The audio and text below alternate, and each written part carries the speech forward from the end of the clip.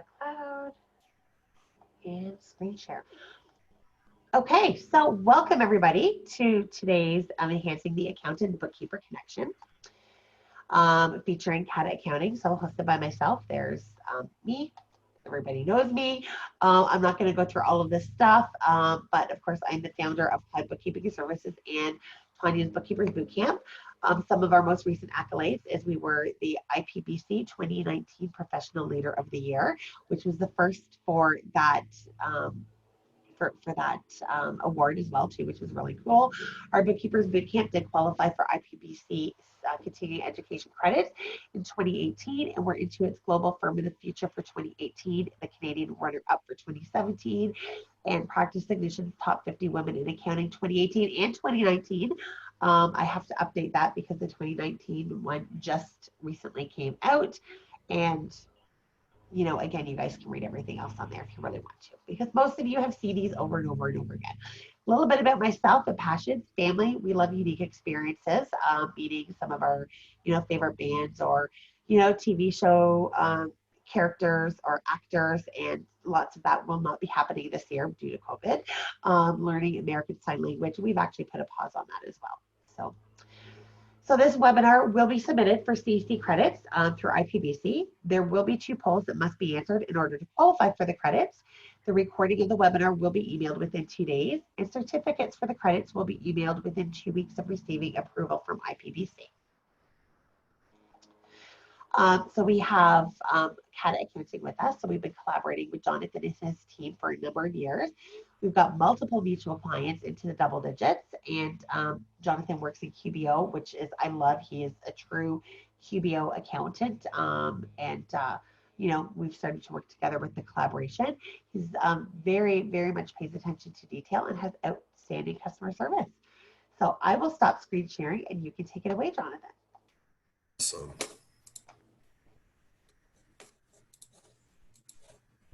Okay, so everybody should be able to see my screen now. Today's kind of a different webinar. We're going to be talking a lot about working together, and that's like not just Tanya and I working together or our teams working together, but how we work with our teams and clients and things like that. And just some ideas and philosophies mainly that I use, and then we're going to try and get everybody involved to see if we can expand on those ideas and share on those ideas. Personally, I find these networks, like this network of bookkeepers and accountants, is extraordinarily valuable. I have some phenomenal friends that I made over the years through these networks, and we've helped each other in a variety of fashions beyond just giving a referral. So we're going to talk about some of those kind of things. So a little bit about me. I founded Kata Accounting Solutions Professional Corporation. Professional corporation started actually only last year. It was operating as a sole proprietor before that, so I had to do the Section 85, things like that. I was a member of the inaugural Intuit Accountants Council, and I've had a very long-standing relationship with Intuit. As Tanya mentioned, we've been working with them on work papers for about 2 years now. It's not where we want it, but we think they might have just got there, and we just have to test out some things. I was the recipient of the 2018 Inspire Accountant Award. I was very, very flattered by that. We're not we aren't a firm that really goes after awards very much, and that was very, very humbling to be nominated and voted by bookkeepers to have that award. We're Elite ProAdvisors, QBO Advanced Certified. We're trusted advisors for several cloud bookkeeping firms. We are also completely born in the cloud firm. So this whole work from home COVID-19 experience has been really just business as usual for us. There's no in-person networking anymore. I'm considered a thought leader in technology and accounting, and I love working with technology companies. A lot of the clients that we have are based in the technology realm. More than half are. And even those that aren't, we kind of start bringing them in that direction. So communicate, collaborate, and innovate. I will be repeating that a couple times today because that is kind of our tagline, and we take it pretty seriously. So today's agenda, how we help each other. We're going to talk a bit about that. We're not really going to talk about the tools but we're going to give some sources of where you can go to find out more information. I'm going to talk about my work philosophies regarding things like how to communicate, collaborate, and innovate. So let's start with what is the most, so this is poll question number 1. I'm sorry I sent it so late, by the way. What is the most important reason to network and learn from others in the industry? In other words, how can we help each other? It helps us adopt the same systems and processes. It provides ideas that we can choose to adopt in our business. It ensures we know how to do the work. And it builds community of references, colleagues, friends, and referral partners, or E, B, and D. So you have to answer both questions to get the CEC credit. Yeah. All right, so there's 6 of 8. Can it? I think so we'll give I guess I can. There we go. There we go. All right, that's everybody. Perfect. So we'll end the polling and share the results. Yeah. Definitely. I think it's B and D. I mean, we get so many ideas, and really D, like B is kind of extension of D. So that makes a lot of sense for me. So. Yeah. So some tools that can be actually used, we talk about those a lot. We talk about QuickBooks, we talk about HubDoc, we talk about Receipt Bank, WagePoint, Zapier, all kinds of things like that. We're not really going to talk about those things today. They are widely available. I have one slide on the topic. Mainly, we're going to talk about how we grow personally, and a bit about how we help each other's businesses grow. So there's a lot of, regarding tools, there is a lot of free information available. There's templates, sample processes, 1,000,001 app and web and software webinars. Some of my favorite sources of information are Facebook groups. It really helps us understand the day-to-day challenges that the real people who are using the products face. Salespeople will tell you all kinds of things, but it's really the people who use the product who have the most valuable information. Some of the groups are amazing. Like you can post questions and get answers and have discussions about things. And I know that these groups have been vital to helping everybody navigate all of these special programs coming out from the government related to COVID. YouTube is one of my favorites. I'm famous for going down YouTube rabbit holes, particularly as it pertains to Google and other technologies. I have to be very careful about that because I can blink and 4 hours has gone by.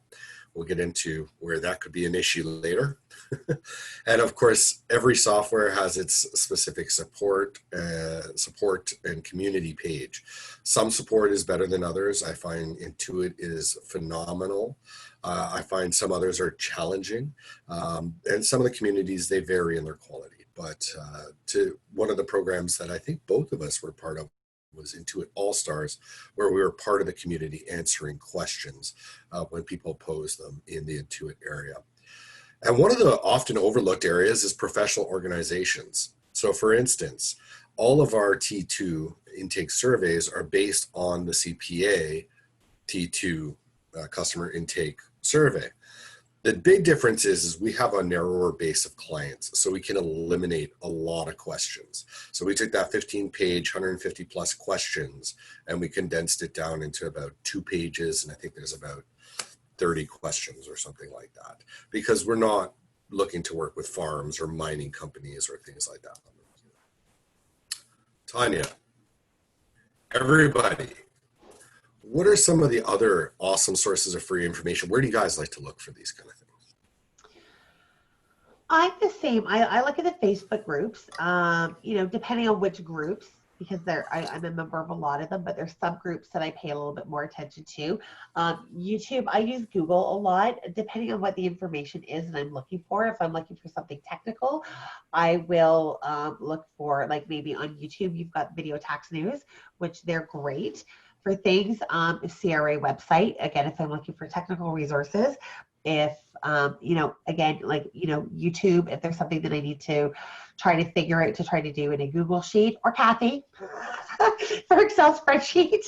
Kathy has been awesome and collaborated with me on a few of the ones that we've shared it to help people with for that. But and Kathy's taught me quite a bit of stuff too as well. But, you know, if you don't have a Kathy that you can call, there's always, you know, again, Google, because if you put in a very specific question, you will get some very specific answers. So yeah, I love those as well. You know, there's some great, again, professional organizations like IPBC. We've got, you know, for that, CFIB, especially right now, has been great in you know, lobbying for small businesses, getting the information out. There's also local groups. There's like Leanne is involved a lot in local networking groups. So there's we're not involved in the local BNI group, but there is the old BNI group went off, so we are involved in them. There's also a Quinty Women in Business, and so just, you know, they meet every day, or sorry, every month. They meet face to face. Great sources of information. Local chambers of commerce. Again, it really depends on the information you're looking for.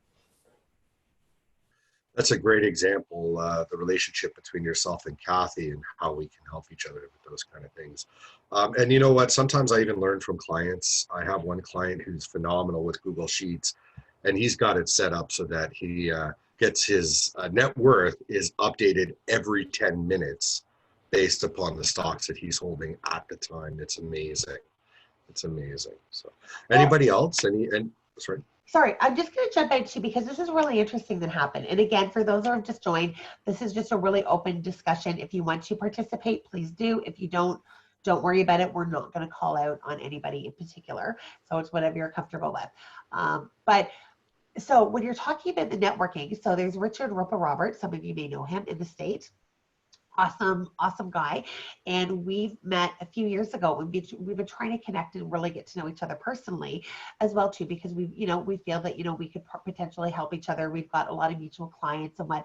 So we finally actually did have a breakfast, a breakfast or a brunch, I guess, a Zoom brunch the other day. We've had it 2 weeks in a row now, which was awesome.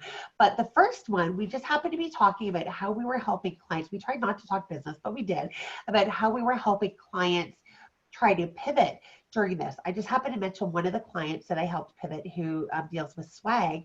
And of course, her whole business has changed because 90% was based on conferences. They're all canceled.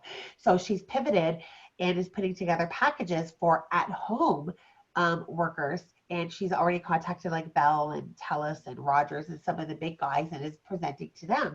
So it can help them keep their clients connected with unique ideas of, here's something for your kids to play with, while you're on meetings or like whatever, just different ideas like that.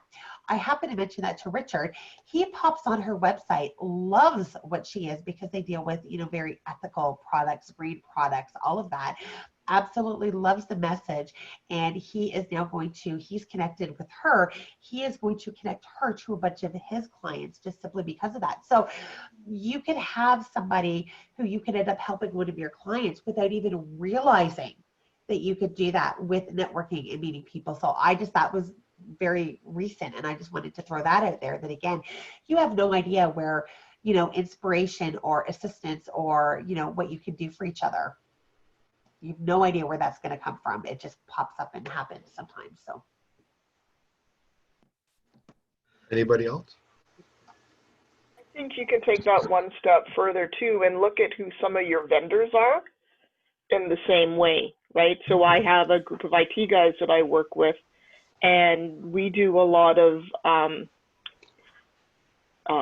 introductions back and forth with ideas and concepts and things that need to be done. So it's not just connecting your customers with your customers, but actually connecting your vendors, right? And the relationships that you can be built that way. I mean, I have one relationship that's like 15 years old, and like we're great socially, but we're also great business partners, right? So building a business partner relationship. That's interesting. Is that like almost like a preferred vendor list? I've seen realtors do that. Mm-hmm. Yeah. Okay. Yeah. When the client has an issue or a concern, it's like building your tech stack, right? For when you're using apps, it's like, these are all my preferred, apps that I like to use.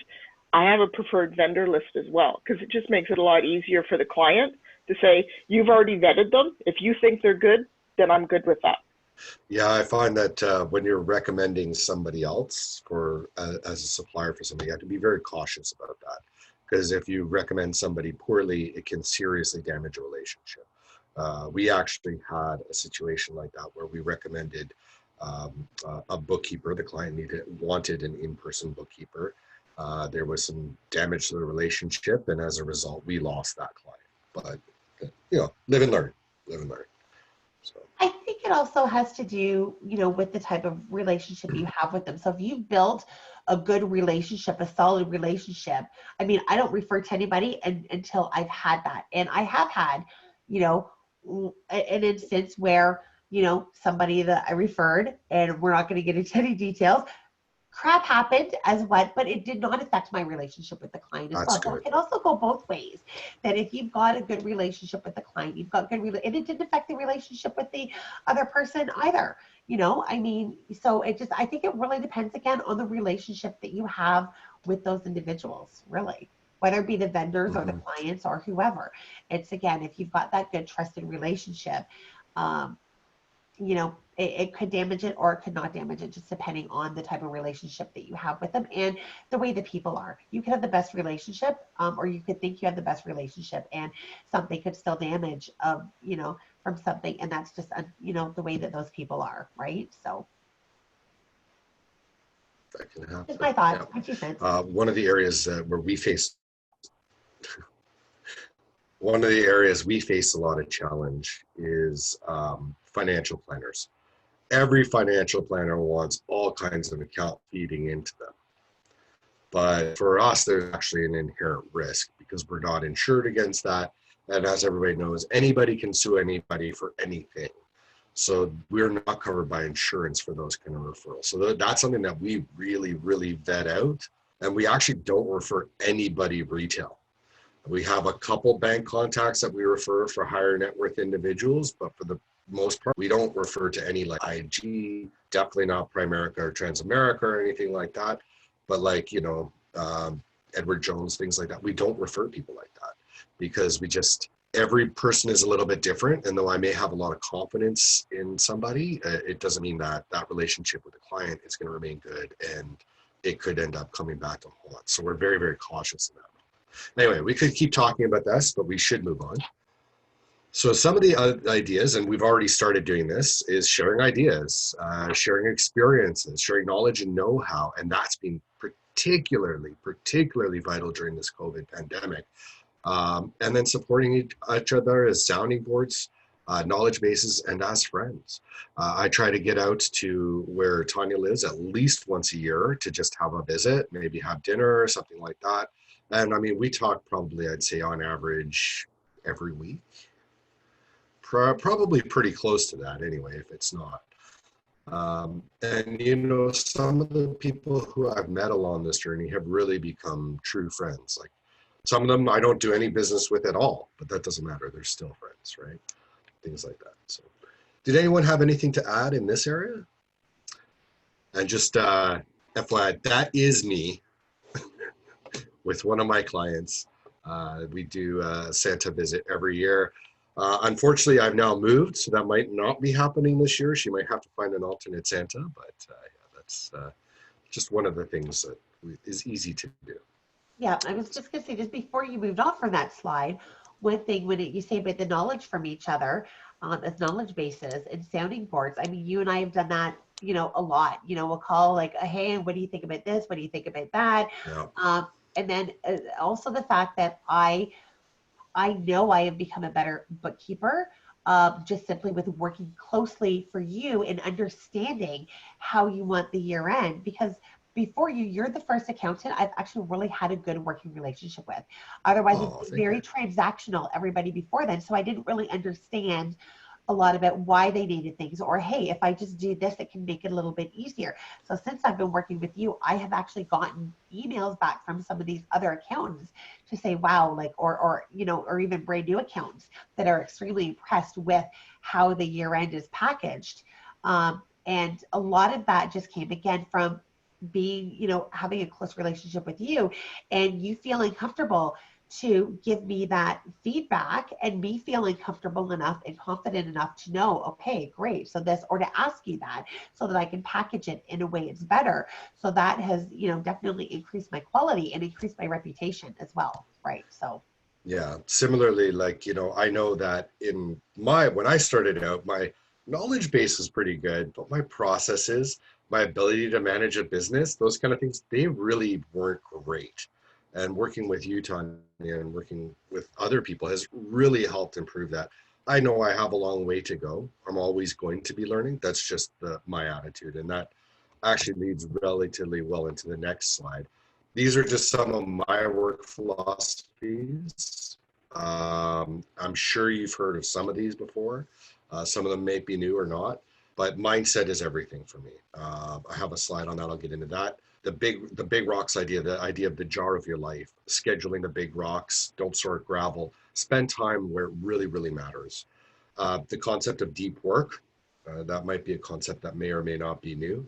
And then the 4 quadrants of productivity, I'll get into that. And then some of our firm philosophies with regards to communicate, collaborate, and innovate. So Mindset is a book by Carole Dweck. She's pretty much the authority on mindset. It speaks of the growth mindset versus the fixed mindset. It is the #1 book recommendation I make to anybody. It's good in Audible. It's great in paper because you can highlight and stuff. Just try not to highlight the entire book. And it is my #1 consideration in choosing people to partner with in business and in life. I think that of the different firms that we collaborate with, we have to push them out of their comfort zone sometimes. Like right now, I'm working with an auditor who's never accepted a payment from Veeam before. So this is a new experience for him. But once he gets used to it and he figures it out, he could end up saving a good amount of money from sending Interact transfers, which is his current process. And in life, I don't know, I was recently engaged and I'm scheduled to get married this summer. We'll see if it's a big wedding or a backyard wedding, but it's going to happen.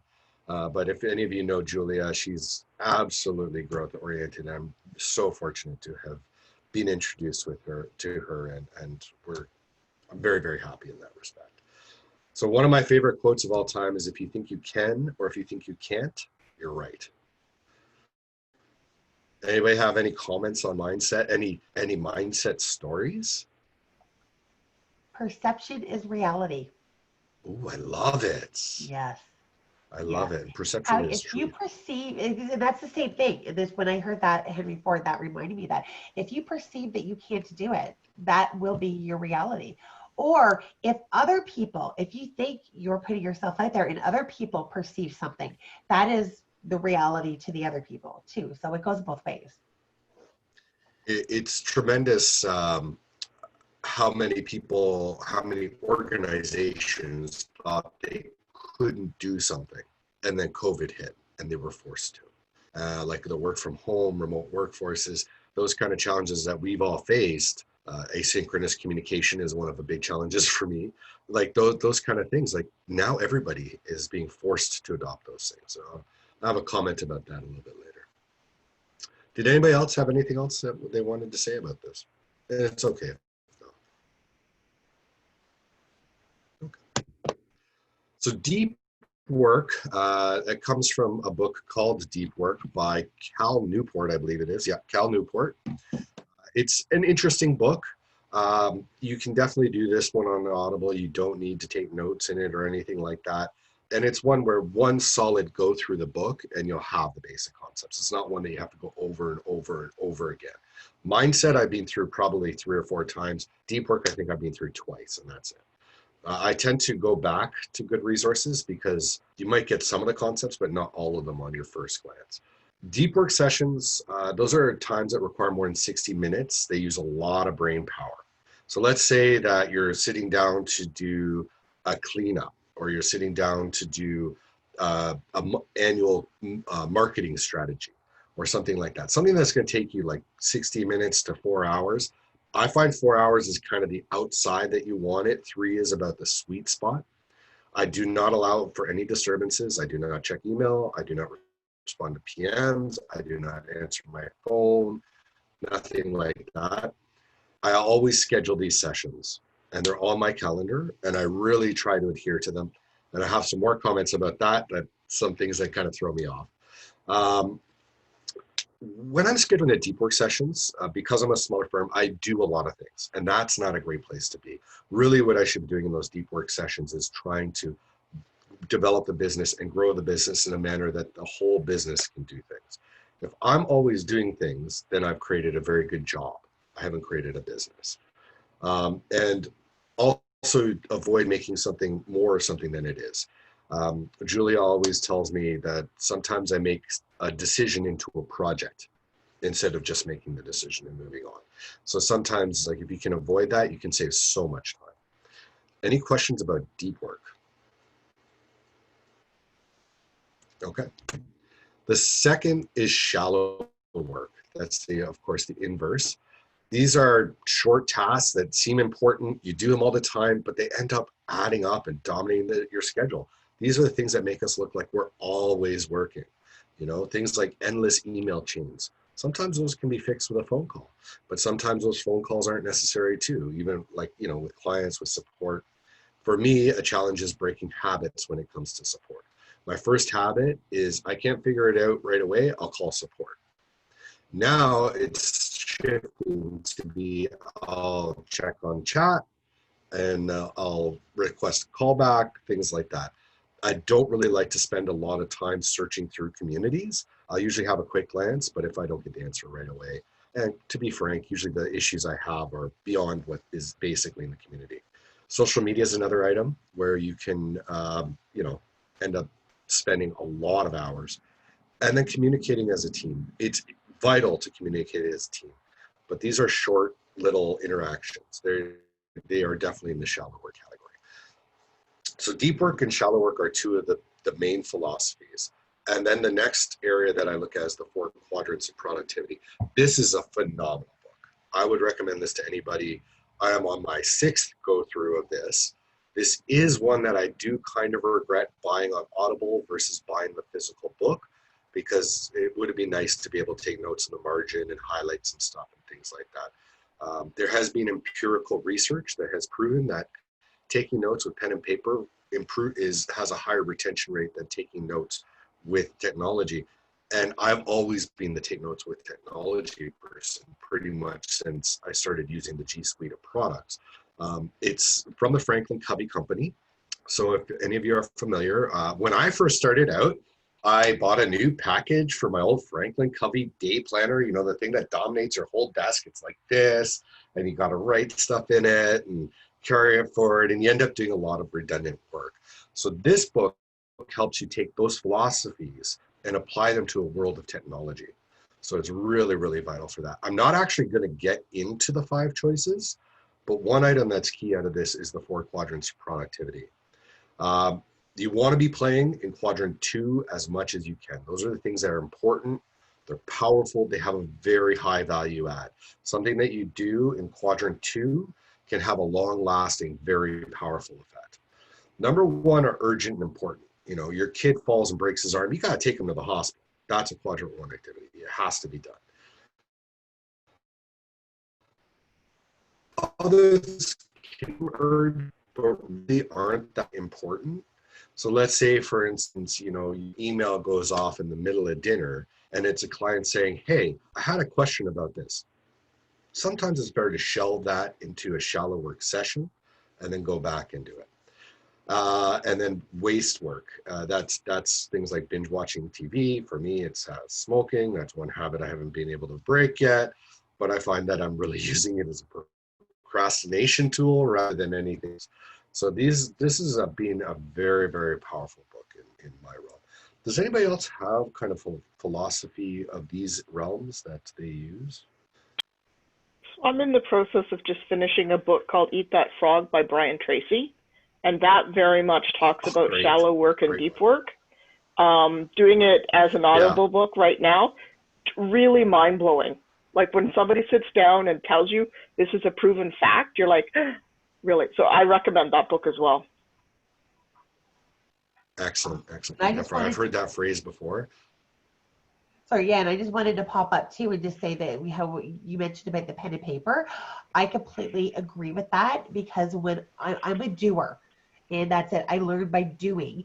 And when I was studying for school, not necessarily when I was in high school because I was an idiot back in high school, but when I was doing my courses afterwards, my insurance, my first career, a lot of people know that, and the insurance courses were boring, very similar to our tax courses and whatnot for bookkeeping. But the only way, it was a lot of facts to take in and a lot of theory. And the only way to do that, for me to be able to do that, is I would go through my books, I would highlight, and then I would write. I would write the phrases. I would write everything that I need to learn over and over and over again. So I would write all my notes at once, and I would take them, and then I would copy all my notes out again. And it was ridiculous because I would copy it out 4, 5, 6 times, but every time I wrote it down, it helped cement it. So there is something to that. And it's funny because I've never heard anybody actually acknowledge that until today. That's like, it's not my statistics, not my research. It's actually empirically proven. Like there are university academic studies on that. And I was shocked, but you have to accept data as data. Just because you don't like the result doesn't mean you shouldn't accept it as fact.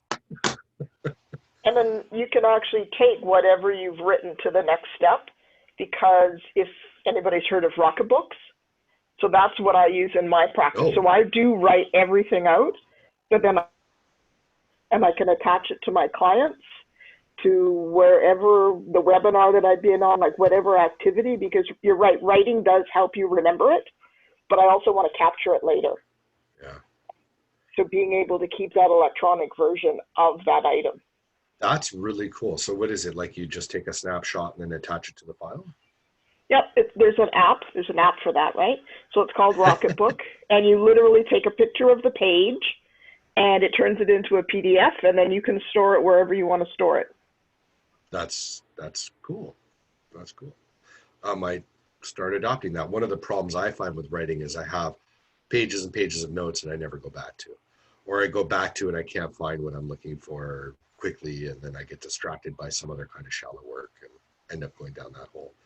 The eat the frog idea, that's fantastic. I always try to eat a frog in the morning, first thing in the day when my brain is freshest. I like to refer them as stones and shoes too, from the rocks, stones, gravel, and sand example. But yeah, it's good because those things hang over your head and they create stress.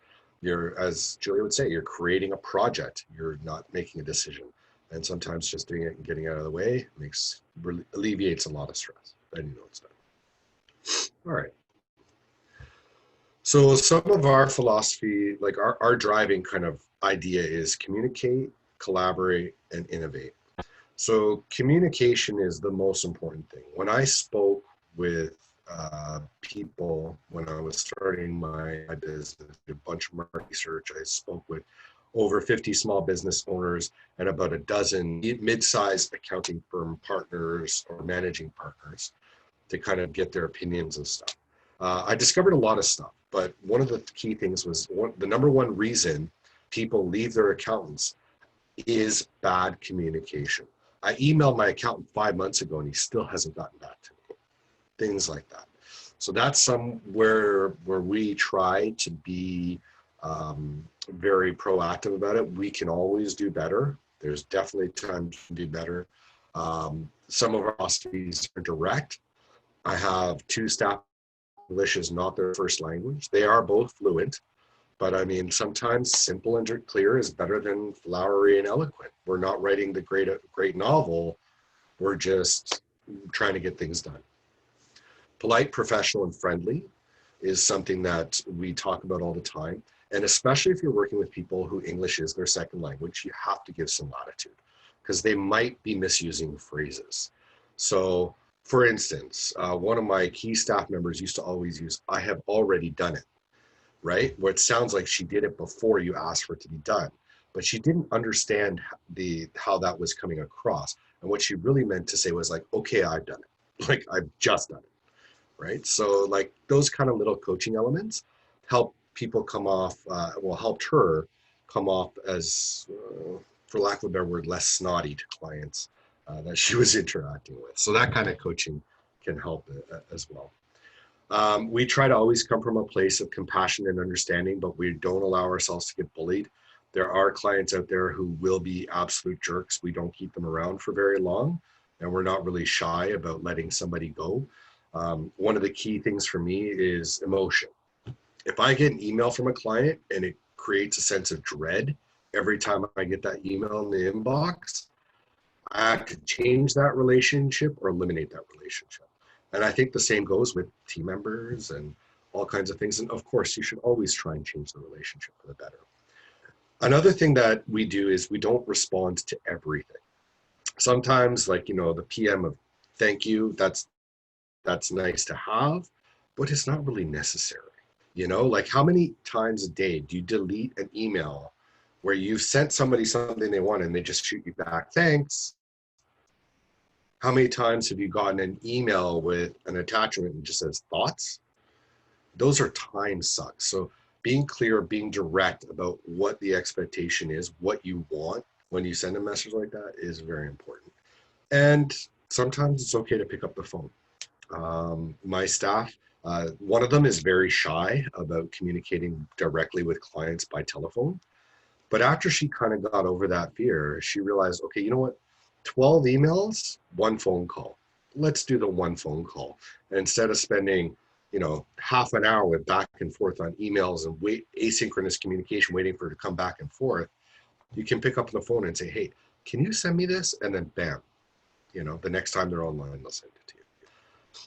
Does anybody else have any philosophies about communication that they use personally or enforce in their firm or in life in general with their children? Well, so I find I treat my clients like I do my children, and I don't mean that in a bad way, or my child, and I don't mean that in a bad way. So I found my mother communicated with me because I said so. I cannot stand because I said so. And so I said, I will never treat my child like that. And I always explained to her the reason being. And even though, like, some people as business owners, so I do this to my clients, I explain why, some, not all the time, but in certain people, if they're not doing what we need, or we feel there's a bit of a frustration, I explain why we need this, how it makes life easier for me, which in turn makes life easier for them, keeps their costs down and whatnot. And sometimes explaining that why is a light bulb. Oh, I didn't realize I was causing you so much grief. I'm so sorry. And it's funny because you talk to a lot of people, like my sister is, she is, and I told you so. She says, I'm the parent. I don't need to explain why. A lot of business owners say, well, it's my business. I don't need to explain why I'm doing what I'm doing. You don't need to, but sometimes that communication with the clients can just, again, make a light bulb go off. Like, perfect example yesterday, Sandra has been a part of this. We had a client who just emailed just horribly on taxes. It was like, you guys are growing too quickly. I never want to deal with you. You guys are obviously set for big clients. And we're like, oh, we don't know where this came from.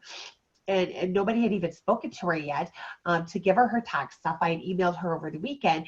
And so I emailed her back and I told her, again, a little bit more information. I said, listen, you know what? I'm very sorry you feel that way. We have not grown. There are still only the three of us. We've actually downsized on our client base. She did not understand how COVID was impacting us. Like a lot of the other people out there, they just think, oh, tax, what do you guys do? Tax deadline's been extended. You should have all the time in the world. So when I explained that, no, COVID has actually had a huge impact on us, not necessarily with the workload, but also our flows, that we're all working from home, which means anything that's dropped off here, I have to then quarantine. I have to pick up the extra administration on it. And, so that is, has put a little bit of, a barrier with it, because that's more work that I'm taking on simply because of the COVID. So I'm very sorry, and I just said, this is it. Next year, as long as there's no COVID, it's work back as normal. We're just not answering the phone simply because we can't answer them with the technology. We can call out, but not answer incoming calls from our own homes. As soon as I explained that, the email back from her, she was extremely apologetic and very embarrassed that she had sent that email. She's like, I'm sorry, I didn't understand. I had no idea. And then she's been under a lot of stress herself. So she came back to me and told us the stress she was under. I was going to fire her as a tax client, and it was several returns that comes over. But because I explained back something that most people think that you don't need to, I communicated back in a very personal way.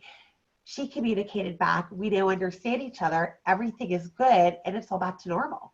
So, sometimes that type of communication can be warranted, even though it's not required. It can sometimes, clear up a lot of um, situations where they might not have a full understanding.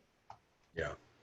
There's another excellent book that I haven't highlighted for today called Extreme Ownership. It's a book about leadership from the Navy SEALs, and it is tremendous. I would recommend it to absolutely anybody.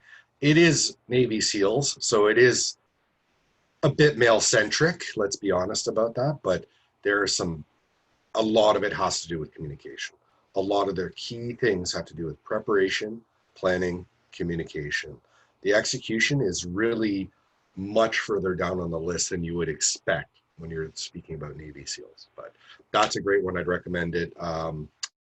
Leif Babin and Jocko Willink are the authors of that. They have a company called Echelon Consulting that consults with large companies, high-level leadership across the world. It's a great book. So collaboration is working together to solve a problem, to innovate and decide what's right for this situation. Communication has to be the first priority. It facilitates collaboration. If you can't communicate, you cannot collaborate. Use the technology tools that best suit both parties. We've had to adapt several for incoming items, everything from ShareFile to Dropbox, which is not one of my favorites, but we use it. The only thing we haven't really been able to adopt is iCloud, because iCloud just does not like to play well with others. So we have to get people to send us stuff out of iCloud, and then we throw it in the Google Drive. Some technologies play better with each other than others. Some are easier to use. Some have great support videos out there. So one of the things that we have are just links from official Google videos about how to use Google Drive. So, you get that fixed mindset. It's like, hey, so this is what we need you to do, upload everything to Google Drive. And then you get an email back, I can't use Google Drive. So bam, canned email out with here's instructions on how to use Google Drive. And then people get in and they're like, that was actually really easy. And then you have another canned email that'll go out and say, hey, we encourage you to look more because this is a really cool tool. Clearly outlining the results, what you want to accomplish in the collaboration is important, and which ones are key, because you probably can't do everything. And I know Tanya and I have experienced that with our work paper collaboration, and I think we're almost at that point where we can do everything we want to do. But we did have one that was a deal breaker, and we had to go back to it and say, we can't use this tool until we can use this tool. And there was a key deficiency that we hope that they've solved. Strive for efficiency. We definitely suffer here. We tend to be more people focused. We spend a lot more on communication and on custom and tailoring to the individual, rather than forcing the individual or the business owner or the manager or whatever to come up to a different level. That is something that I'm working on for us as a firm, but it's a challenge that I think everybody would face. Does anybody else have any comments or philosophies about the way they collaborate?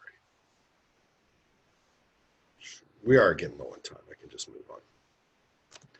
So innovation. So we have to communicate to collaborate, and we have to collaborate to innovate. There's very few times where innovation comes out of a cave. And when it does, it's absolutely remarkable. I'm not sure if any of you know the gentleman in India who invented calculus literally in a cave, completely independent from the calculus that was developed, but it was the same thing. Like, it was really remarkable. Each person has different needs. Again, we put the people first, so it has to work for them. Different people have different skill levels, different comfort levels, different ways of communicating, different ways of doing work. And implementation is often where execution falls short. So things that we do are we define expectations and we track results. So when we're taking on a new bookkeeping client, let's say we're using HubDoc, that's our choice for most Canadian companies. Internationally, for companies with international transactions, we like Receipt Bank. we have expectations. So we expect to see 80% or more of the documents when we go to actually do the work. There's a few exceptions, but generally speaking, you should be at 80%. If we get a client who month after month is at 25 to 35%, we know there's a problem there that needs to be resolved, or we need to move on. And sometimes it hurts to say, give up like, $1,500 a month revenue to move on. But, that relationship is going to suck a lot of time. There's going to be a lot of back and forth there. And I have senior citizens who can use Receipt Bank with 86% efficiency. There's no reason nobody else can do it. It just speaks to disorganization and of the lack of willingness to adopt the process that you give them. And really, it should be fire and forget. But what we're finding is there's a lack of basic business knowledge amongst a lot of business owners. Like, number one, if you want something to be deductible, it better be in the business's name. You can't send us, a lawyer's invoice that's in your name. CRA can completely disallow that deduction. You should get your lawyer to send you a new invoice, things like that. So any areas here, thoughts, tips, tricks? Okay. We're getting towards the end. I think everybody's a little tired. So this is an interesting question. So what is the most important factor in growing a business? The tools you use, the professional organizations you belong to, the books you read, the people's mindset, or none of the above? And this is an interesting one because I don't really think there's a right answer. I think it's a little bit of each. I agree with you. I know what I think is the most important, which is what most people seem to think so far. So we've got 5 voted. Just a reminder that you need to answer in order to be able to receive your C credits. So we've got 1 person left to vote. Perfect. Okay, so we will end polling and share the results. So there we go. I think it's mostly the mindsets. Agreed. And the mindsets of both the individuals, both sides. Yep. If both sides, your mindset and your clients or, your suppliers or your vendors and your teammates. Exactly. I think that's my experience is the biggest. I think we've got a great team with the 3 of us. We tried to grow. People had different mindsets that came in. It didn't work. We felt it affected us. It affected our mindset. Our clients have given feedback, that it affected, it affected them. And so we've decided we're not growing again. That's it. We are capped. No more clients, no more, unless we lose somebody, then we will replace them. Otherwise, that's it. Because again, the mindset is had such a, the wrong mindset we saw had such a negative impact on the business all around. So it's absolutely remarkable how that can be the poison pill, the person who bemoans every Monday. Yep. Or it's like, it's work. I'm clock watching. I'm going to do the absolute minimum I have to do to keep my job. I would encourage people to go back and check out the 5 choices because one of the choices in there, it directly speaks to that kind of situation. And I know on a very personal level that there was a change we had to make in the fall that was extraordinarily painful for me. But I know that the company is way better off because that change was made. And, it hurt on a personal level because I had relationships and so on. But, changes had to happen. Sometimes mindset is not just vocalized, it's an action. I have seen people who have vocally a fixed mindset, but the real mindset is definitely a growth mindset. And I've seen other people who talk the growth mindset, but in actuality are in the fixed mindset. I think all of us are a degree of both. Like there's some things where we're very fixed in our mindset. I know with me, challenges with smoking, with weight loss, but in other areas, there's, I'm definitely growth oriented.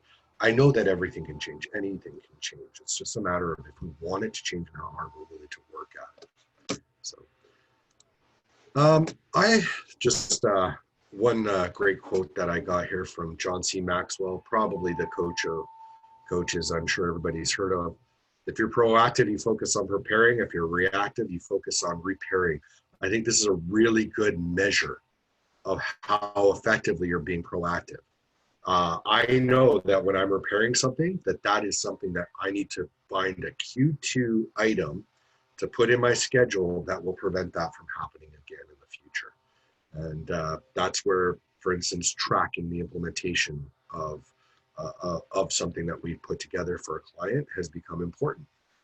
Tracking the results of my staff.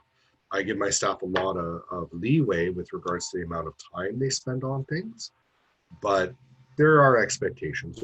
There's times where it's going to be like, okay, hold on. How did it take you an hour and a half to do X when it should have taken you 15 minutes? Sometimes there was a roadblock, something that, again, can go into Q2 and get removed from the future. So that problem isn't there. And I really find that valuable. And once you've kind of taken a lot of that information, if the problem still exists, if it isn't a system problem, then it's probably either a training problem, you haven't trained the person well enough, a knowledge problem, they're not retaining the training or the knowledge, or there's another factor that could be very negative. I did have one person in the past who would clock in and watch movies and TV and stuff like that, and that's completely unacceptable in my books. So that's it for today. I'd love to connect with everybody. If we're not already connected, here's all my social stuff. And I'm very curious to know if y'all found this useful or not. It's never encouraging when you get dead silence when you ask that question.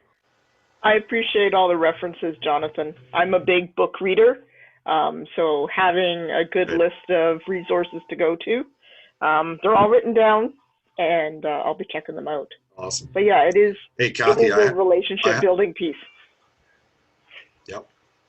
Happy to connect offline. I have a pretty extensive Audible library, and I have some books that I highly, highly recommend that we did not bring up here. Cool. Yeah, so Beth just put in the chat, it's very helpful as well. And I think that this was, so I'm glad. I think it was good to have a lighter topic, especially in light of what we are all going through right now. A little bit of a lighter topic is, you know, probably a nice break for some of our brains.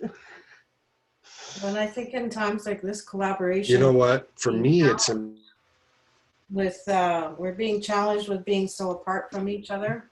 Yep. And you can fall into the trap of just, oh, I'll put it off. I'll talk to them later. And this has helped me understand that my mindset is important, but also the persistence or the commitment to keep that relationship strong through this, because this has been a very challenging time that way. Yeah. Mm-hmm. Absolutely. Well, and I think the one good thing too is that a challenging time, if we look at it again, let's look at perceptions, reality, your mindset. If we look at this as a positive, it's a good time to find out where there are cracks in our workflows. For example, cracks in our communication, or even, you know, the clients. Are they good clients? Are they bad clients? You know, are they our deal clients? You know, do we maybe need to take a look? Maybe we're not servicing clients as well as we thought we are. So maybe we need to take a step back and again say, okay, what do we need to change? And Ron Baker, and I love this, him and Ed Claes call this the after action review. And I've been doing this without knowing I've been formally doing it. And it's essentially just, what can we do differently? And this is where you can be proactive. What can you do differently to get a different result or to get a better result? And basically everything we do, I kind of look at that. Is there anything that we could change on that so that I can get a different result, or again, a better result? So I think this is a great tool for learning. Absolutely. It's funny you say that. Our after review for tax season is June 2nd. And we've got 90 minutes scheduled where we're going to bring forward ideas and discussions and talk about things that we could implement to make our lives easier for the next tax season. I know we're not technically done. For us, it's really June 30th when it ends with the corporate tax returns break to do it, and most of our self-employeds are already done. So we're lucky in that world. We're just chasing the stragglers now. So Right. yeah, after action review, definitely. Yeah. So one of the things I'm really looking forward to is. Oh, you muted yourself there, Jonathan. Yeah, I know. I was saying that somebody's cutting the grass next door. I'm not sure if it's coming through or not. Is it? No? Okay. Well, I don't I'll think take so, myself no. off mute. So one of the things I'm most looking forward to in the post-tax season is working on the business, trying to make it so it takes less of my time. Historically, every year, that last 7 days has gotten shorter and shorter and shorter for me. In year one, it was 104 hours in the final 7 days of tax season. Last year, it was 68. This year, it's looking like it's going to be under 60. So that's good for me. And I recognize that I'm the bottleneck, but I have a plan. I'm training somebody up to be the approvers. So I am not the buck stops here all the time. Somebody else will be approving next year. So I'm very excited about that too. Absolutely. So Stacy just said it was very helpful as well. And then Diane jumped in at the end. Hello, Diane. We'll get the recording, but Diane actually, she said something. So maybe we'll throw this out to a vote for people that are here. So she's got, sorry, she missed the session. 7 a.m. is hard. And that's right, because this is 8 a.m. Alberta, 7 a.m. For the BCers. So did we maybe want to take a look at, I mean, we've already got them scheduled for this year in the calendar, but for next year going later in the day. So that way we could try to get more of the, the BC people live. Absolutely works for me. That. So, I mean, let's do a vote for everybody who's here. Just, throw it in the comments because we can absolutely move around with the time as well, too. So, yeah, Simon said great session, made a lot of notes. Jennifer found it helpful as well. But nothing about the time. So maybe what we'll do is the next couple, we'll kind of ask about the time. And then maybe for next year, we'll move it. Kathy says later would work better for her too, because again, 8 a.m. is, we appreciate you guys in Alberta being there at 8 a.m. So absolutely. Thank you very much for joining us so early. Yeah, we appreciate that. So yeah, the recording will go out. So that way, anybody, if there's a slide that you missed on the notes, don't worry, you're going to get that. And then we will, we'll look at that. Like I said, they're already scheduled for this year, but for next year, we'll make it a little bit later. So that way, I guess when we originally scheduled it, we didn't think about that. We just thought, okay, 10 seems to be a good time, not considering you guys in the very far west, apologies. And it's just kind of stuck because nobody mentioned anything. So again, this is where communication is great. It was mentioned it's a little late. Oh, right. We didn't think about that. So now, we'll move it because it's just been this time for the last several years, just because it always has been. So that's perfect. All right. Well, I guess that's it. Unless anybody had any more comments. Sorry, Jonathan, what was that? No, I was saying doing something the same way because that's the way you've always done it. Exactly. It's not the best reason for maintaining. I'm okay with changing the time. Absolutely. Exactly, and so am I. So we'll keep the ones that are already here. So again, apologies for the rest of the year, but we'll make sure that we change those for next year for sure. Okay. All right. Well, thank you very much, everybody, for attending, and for Diane, even though you jumped in at the last minute. Thank you very much for still joining. And yeah, that's great. So everybody have a wonderful week, and we will talk to you all later. Take care, everybody. Thanks. Bye. Thank you very much, everyone.